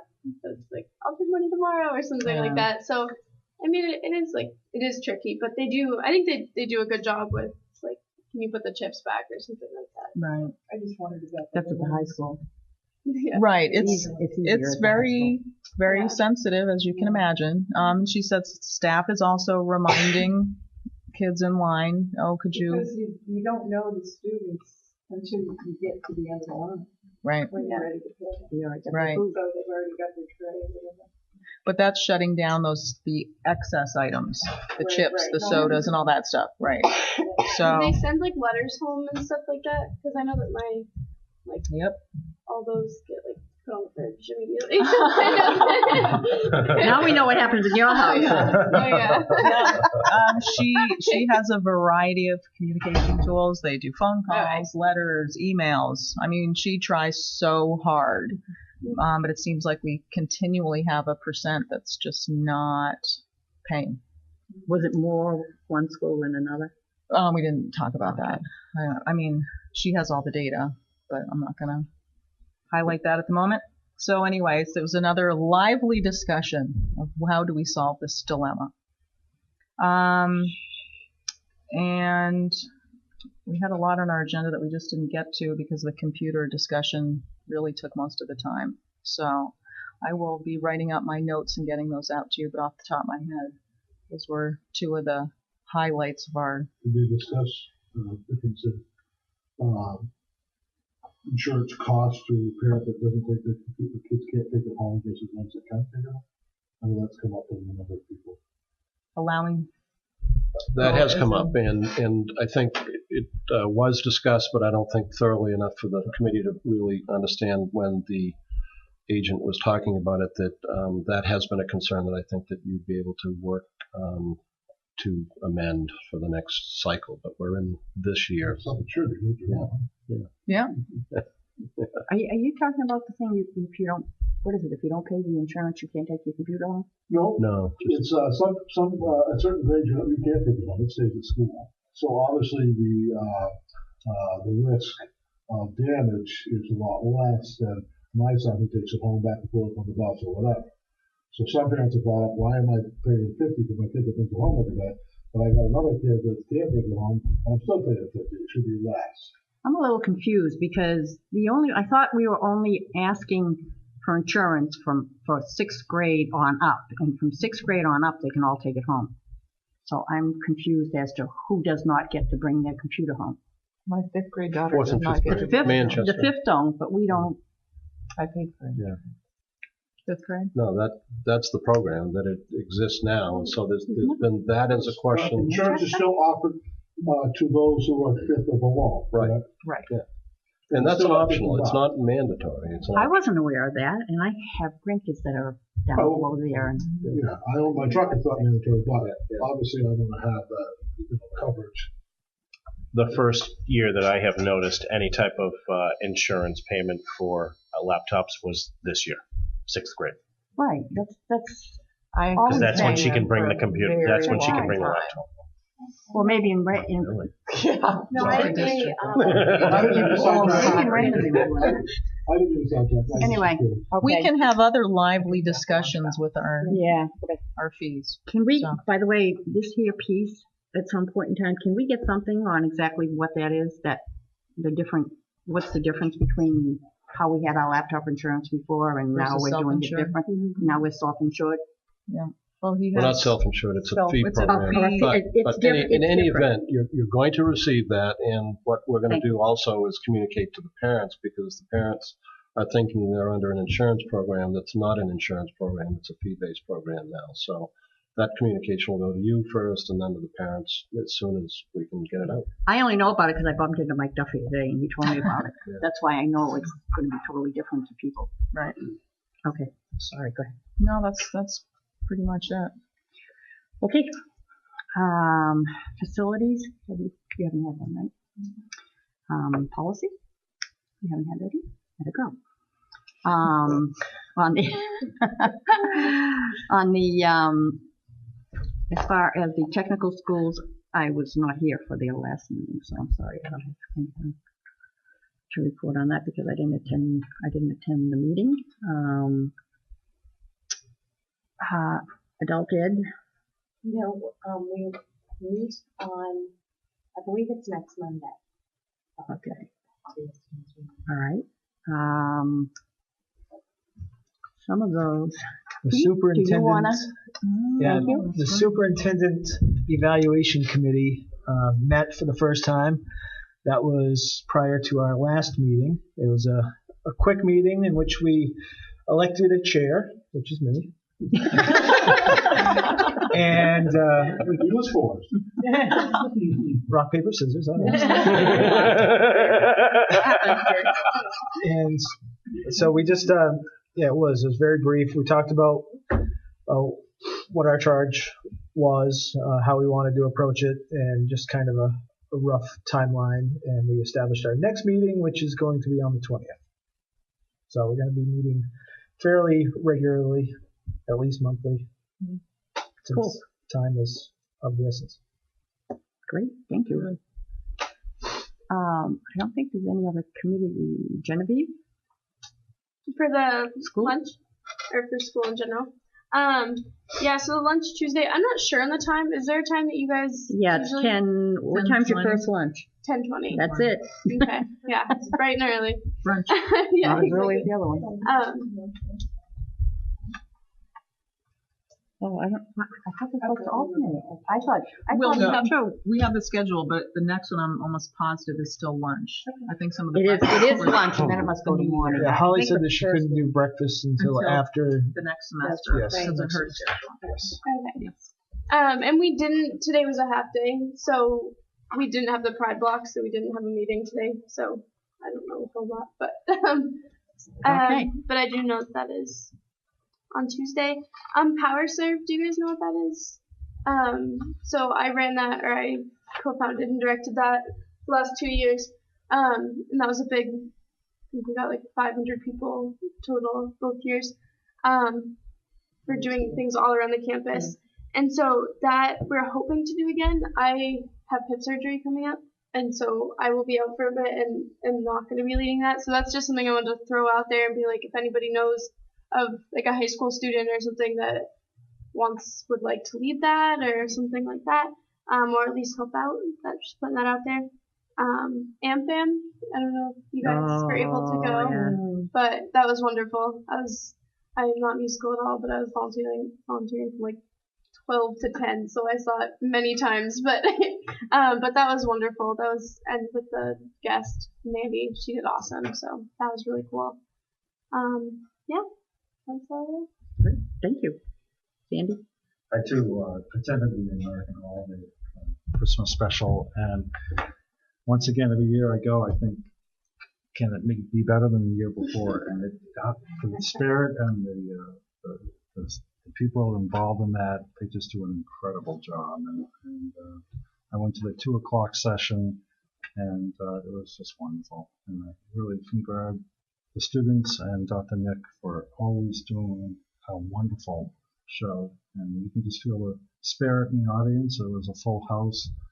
And it was just great to attend, as well as the Sound of Music that the Wyndham Middle School was involved with. It's a long show, but well worth it. I mean, there was a lot of work, a lot of sets, and as you know, that's a great musical, and kudos to the Wyndham Middle School for that as well. High school. Not to correct you. Middle school hasn't come up yet. That's Into the right. woods. I'm thinking of Rob Jorgen. You are, because that's right. Sorry. Him and, High right, him are over from the middle Thank school. you. How about the SEA? SEA has met a couple times, and we are looking at just kind of reviewing the opportunity to look at regional centers. I'm not sure if we're going to pursue it, but we've talked about some options where we would provide a leadership academy for any staff member in the district. And the second thing that we had talked about is the co-op, the opportunity for particularly Jeannie Russell's department, as we look at food service and the food and materials that we purchase for the kitchen, could we even do that through a regional center with the SEA? So just some areas that we're talking about. The disadvantage with the regional center from people who I've talked with is once you join that, there's no out clause. So there's been a little pushback with DOE on that. I don't know if they're going to revise that, but that's just sort of one issue that we're coming up against, because you don't know 10 years from now if you still want to be involved in a regional center. So we're pursuing it. We put the first application in, which does not commit us to anything. The second application, I believe, goes in April. And if we put that in, then it means that you're very serious about trying to be a regional center. So keep you posted. And actually, we're meeting this week again with the SEA. And if we don't do that regional center, we can still collaborate as a SEA, because we're a nonprofit organization anyway. So I think a lot of those initiatives, perhaps we can do anyway. So. Andy, would you refresh my memory which districts are in the SEA? SAD 6, Scarborough, Gorham, Westbrook, and RSU 14. Also, South Portland has been involved. They're not a member of the SEA, but they're very involved in our meetings, particularly with the regional center concept. So, Jenny, you're on homework. Oh, no, late start. Your homework. I gotta get them straight. Yes, I am. We're having a meeting next week. Okay. Nothing's changed. Nothing's changed. I'm not familiar with having a meeting. Oh, on the homework? Okay. I think what they were reading for is they gave what they put together as kind of a guideline for policy. I think, unless I hear anything else. I thought they were doing a survey. Yeah, I thought they weren't done because they wanted to expand it. They hadn't. Okay, that's true. The survey's been going on about people. Okay. Can you put that on the tickle list, please? Okay. Well, right from that we can go into board roundtable, which usually is at the end, but we will do it now, although we've gotten Sandy's. Jenny? I just want to reiterate that AmFam was fantastic. It was just terrific. And you know what? A large part of it is seeing everybody and watching their enjoyment and watching their heads wiggle and you know, it was really great. So, kudos. It's right. Anna? I have nothing. You got the same thing. I was at both of the AmFam shows. It was awesome. If you were at the 7 o'clock, you saw Natalie sing a little solo. So. I was 7. I got nothing. Nothing? I was not at the 7. I had nothing. I have video. I have videos. We want to take them.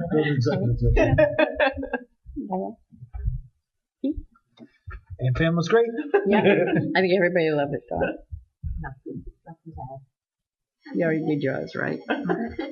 I do have one thing. I went to, well, because my grandkids are like in every school except for Raymond. I was just going to say. I know that would be unique. Huh? And so that means I go to like all the Christmas concerts and whatever. And I just wanted to say, you know, and I don't know if anybody's watching us, but I went to the concert for the Manchester School, and it's the band, the orchestra, and the chorus. And there was some grumblings from a lot of folks that were sitting out in the audience, and I guess there were postings on Facebook that it was the worst concert they've ever gone to. I think people need to be considerate of the fact that the students that are in the orchestra and the band in the Manchester School, it is the first year they have had an instrument. The first year. Absolutely. You know, and yeah, sure is. And when I went to Izzy's tea today, it was kind of like, you know, Danielle and Crystal. It's kind of like, it's hard. And hopefully it doesn't get back to any of the kids that people are saying that, because, you know, I mean, they really put their heart in it, you know. And so I think it's a progression thing. It's kind of like you go through there and then you go to the middle school. By the time you get to high school, it's really great. But those dead cats in the corner, I mean, I know my grandson did viola and it just does not sound too good on the first time around. So I would just like ask people have a little bit of consideration that, you know, this is something new for the kids. And, right. And by the way, Izzy's tea today was great as usual. She had her Christmas tea and it was packed. Glad I got there early. I wouldn't have got a seat in the Manchester Library. But it was cool. Diana was there. Sandy came late because you were in Augusta, right? He was in Augusta. And Dawn was holding down the fort. So that's it on the board roundtable. Next is the discussion on the subcommittees. We have the list. What I'm going to ask everybody is, I think everybody should have the list in there. If they haven't taken it out, there should be one in there, and it's an old list. And we don't have to do it now, but go through it. If you're on a committee and you like the committee you're on and want to stay on it, that's fine. If you're interested in another committee, that's also fine. But at some point in time, could you get back to it's on the back of your board of directors. It's a 2-sided paper. Took me a while to find it last time. But anyway, we all know what the committees are. Can you get back to leadership at some point in time so we can kind of get these all done before the end of the year, so we know exactly who's on what committee, and then we'll take care of after that when they have their next meeting. Then they can decide who they want to be chair, whether it's the chair they already have or a new chair. It can be looked at. But I do have a couple of questions on the one we have here. I don't even know, do we still have a Katahdin School AmeriCorps group. You're on that, right, Anna? If we have one, I haven't heard of it since the one time See? that I went to it last year. Right. So I mean, I know that the Katahdin School still exists, and I know that they still have AmeriCorps members. However, I have not heard. Can you check? I have no idea. That's all I have. Is I don't know that it was an actual. It wasn't committee. Didn't have a charge. It was a group. It was more of like a liaison. Like a liaison. It was. If they have an order, she's the liaison. So if you can we find out from Don't Rich? tell me when it's muddy again, though. That was rough. That one and the negotiations. That one is complete. So that one will be on hold. So it doesn't matter who's listed there. It doesn't come up again for 3 years.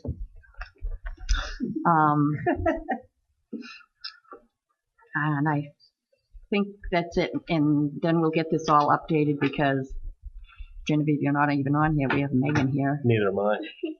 Oh, that's interesting. Yeah, you are. Sure you are. On the finance committee. And the facilities. You are there. What do you have? Do you have a really old one? I must. No. I'm on the backside. Yeah, I'm not on here. What is that? The contact list? What year is that? You're on mine. It's on the even back have of the one. contact 16, list. 17. What? I don't want it. You know what? Anyway, could we ask Terry to pull these, please? Because they're really outdated.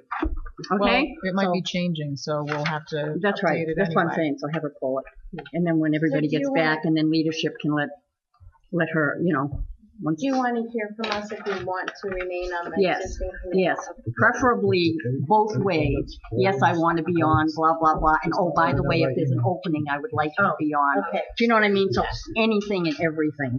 Can we get like a list of meeting times when this committee meets? No, because there. I'd like to do. Yeah, I don't think there is a consistent, I don't think there is one committee on here It's consistent. that is consistently the same day, time, or. Not really. Except That would be the nice.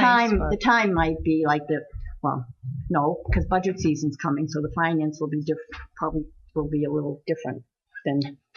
We just that, traditionally 'cause meet there's more before the meetings, There's a though. lot of things that- But it should be based on the composition of the people of the committee. For the most part.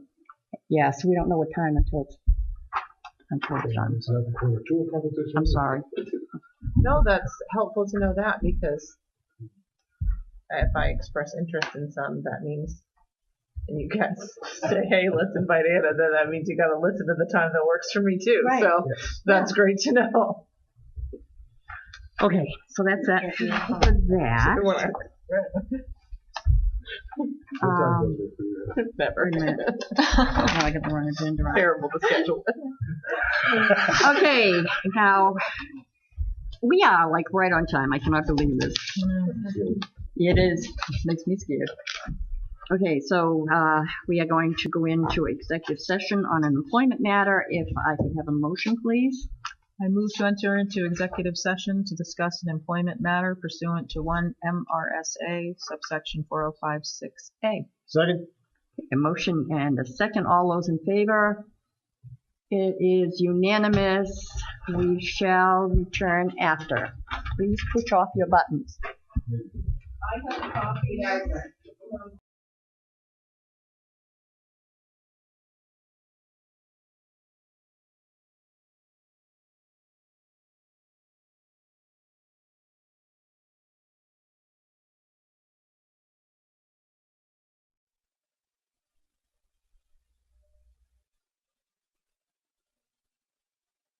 Okay, we are back. We are back on. Hang on 1 second. We just have to Open the door. open the door. Okay, now it is that time of meeting again. Every year, at this time, we elect a board chair and a board vice chair.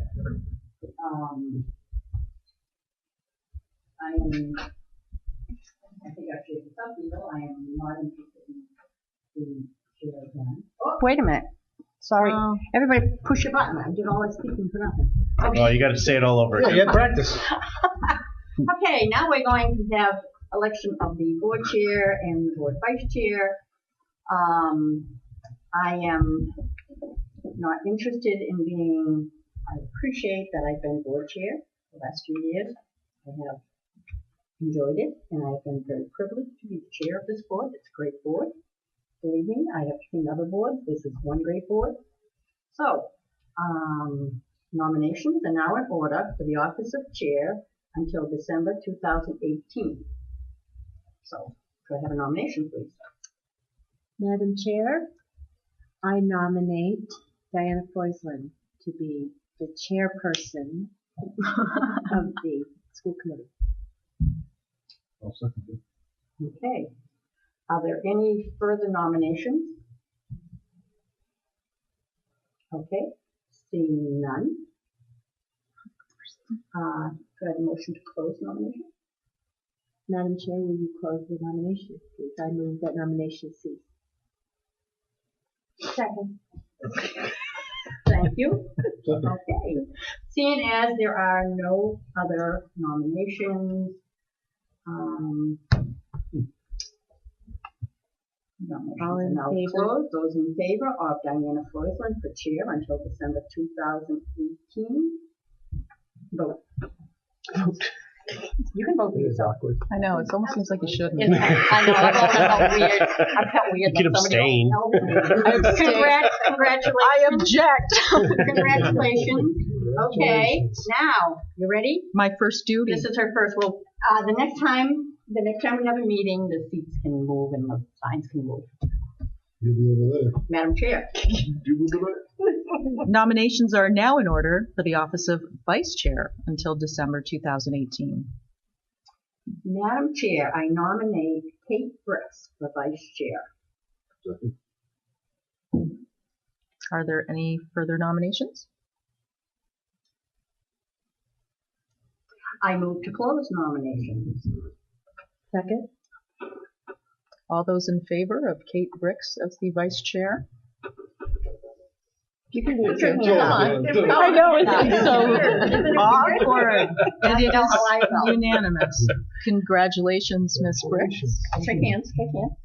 Yeah. Chair and vice chair. Take hands and come out. Oh, we didn't Touch take gloves. a picture.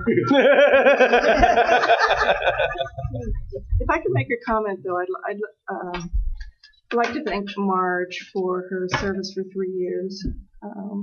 Has it been 3 years? It's not easy being chair. It's a difficult. I was just going to say, or being green. It's a hard job, and you get picked at a lot. And I know I've done some picking in the past, but I appreciate all of your efforts. I don't think anyone on the board is as passionate as you are and as committed and in the trenches. And I really appreciate your leadership, and thank you for doing it for 3 years. I think it was fabulous. Yeah. So thank you. Yep, thank you. You're here. I would Guess also. what? I don't have my button on. Vote again. I would also like to say that I find the same, and from the perspective of a Raymond person, that your dedication to all the kids in the university was really important. And I'm also impressed at the fact that you read all of the minutes, that you read all the minutes, that you read all the minutes to all of the committees. I don't even read all the the minutes of the committees of the ones that I'm on. So I appreciate that. And Tell when it hits 9 o'clock. I know. Angela. but I want to thank you for being a great model for Thank what you. a good chair is. And Marge, I also as superintendent, my job at times can be lonely, and your role and responsibility to support my work, I very much appreciate. And for the public to know, Marge is very involved. She has probably every day pops in and with a smile and says hi to the staff in my building, and you've given great time and devotion to this work, and I'm not sure it's always recognized, but this community should know that you've given 100%, and we thank you for that. Thank you.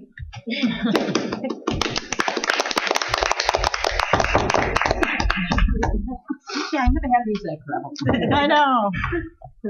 If I could have a motion to adjourn. I move to adjourn. Second. All those in favor? Here, here. Here, here. It is unanimous. Who'd you put down for that one, Sandy?